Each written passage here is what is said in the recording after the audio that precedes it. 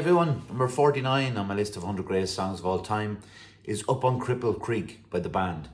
People ask me when I talk about the band who the band are because they don't understand that the band's name is the band. If you understand. They began life as the Hawks, supporting Ronnie Hawkins, a Canadian singer, and they would go on to support Bob Dylan then, and they were given the name The Band, Bob Dylan and the Band. And they're a Canadian group, apart from Lee Von Helm, the drummer and singer, who is from Arkansas, I think. But let me read this first verse, and you tell me, does this sound like a Canadian wrote this? When I get off of this mountain, you know where I want to go. Straight down the Mississippi River to the Gulf of Mexico. To Lake Charles, Louisiana, little Bessie girl that I once knew. And she told me to just come on by if there's anything she could do.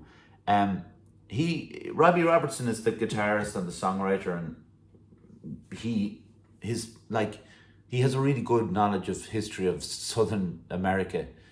And obviously, maybe he gets away with this on this song, and the night they drove Old Dixie down, where he's sad about the fact that the South lost the Civil War, which is quite a position to take, considering what the South were really fighting for. But he probably gets away because Lee Van Helm has got the American Southern kind of drawl, amazing drummer and amazing singer, and he can get away with it because he's doing it. But the band are a collective of five absolute geniuses at what they do. You know, you've got Richard Manuel on the piano and an amazing soulful voice. Rick Danko on the bass, incredible voice as well. You will have heard him on other band songs. You've got Robbie Robertson being an incredible guitarist, Lee Von Helm being this amazing drummer and singer, and then you've got Garrett Hudson on organ, and probably the genius musically in the band. But the other band members would say kind of a wacky guy, but just a genius, and he plays the hold on there, let me get this right, because it's a sound that wouldn't have been heard before, and someone like Stevie Wonder would go on to use it in superstition. So he plays the clavinet with a wah-wah pedal attached to it, and that probably wouldn't have been heard at the time, and it can be heard in like funk later on down the line. But this was in 1969 this song was released, so it was a really cool sound, and the great part about it is the music drops out when he plays it, so just him. That was my impression. The band's songs are always sung incredibly because they've three really, really brilliant singers, and they can all work so well together. And Robbie Robertson writes songs for specific people, and I suppose sometimes it wouldn't always go to the person he had planned to write it for, but that's what happens a lot of the time. And he would have had Lee Van Helm in mind. If you want to see a really great live performance of it, it's on the Ed Sullivan Show on YouTube. You might even know it, but the chorus goes something like, up on Cripple Creek, she stands me if I spin a leak.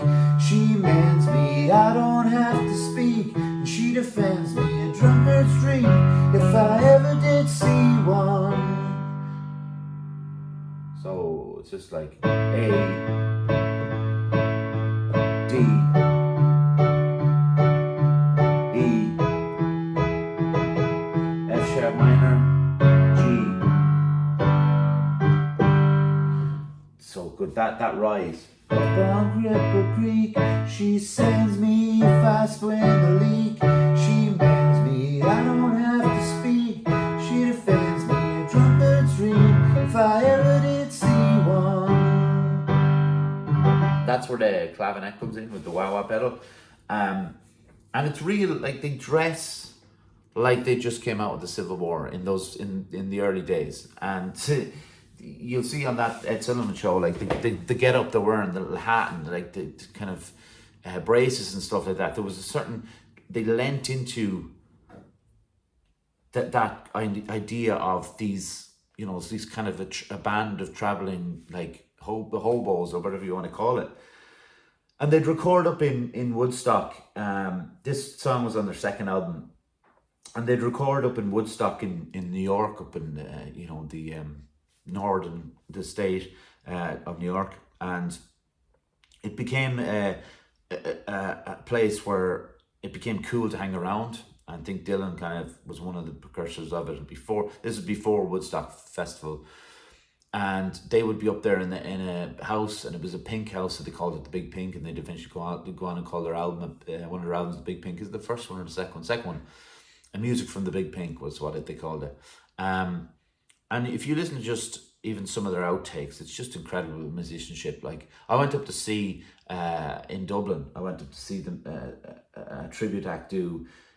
If you haven't seen The Last Waltz, it's probably my second favourite concert film.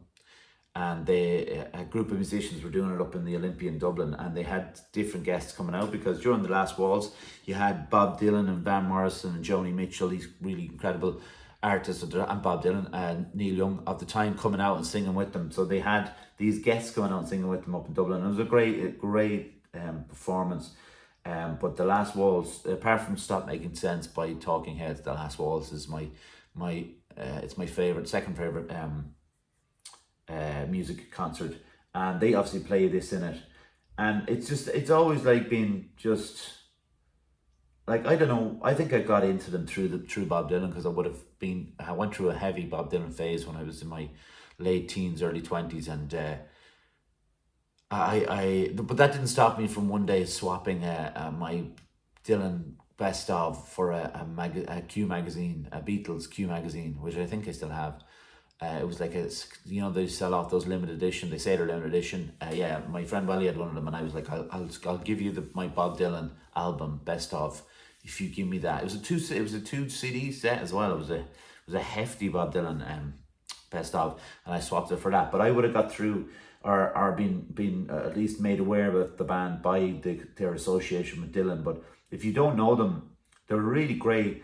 They're really brilliant. It's important to note their original material is incredible, but they are an amazing cover band, in the sense anytime they pick a song to cover, they do a great version of Mystery Train, you know, the one that Elvis did. Their most famous song is probably Take a Load Off Fanny, Take a Load for Free. The Weight, that one's called. But they do some great covers, and I'm trying to think of the one I love. It's a song Marvin Gaye did, and they do a cover of it, and it's incredible. And there's live versions of it on YouTube. You should check it out. But yeah, I've banged on too long about Up on Cripple Creek, but that's the song at number 49 in my list. All right, thanks for watching. Bye.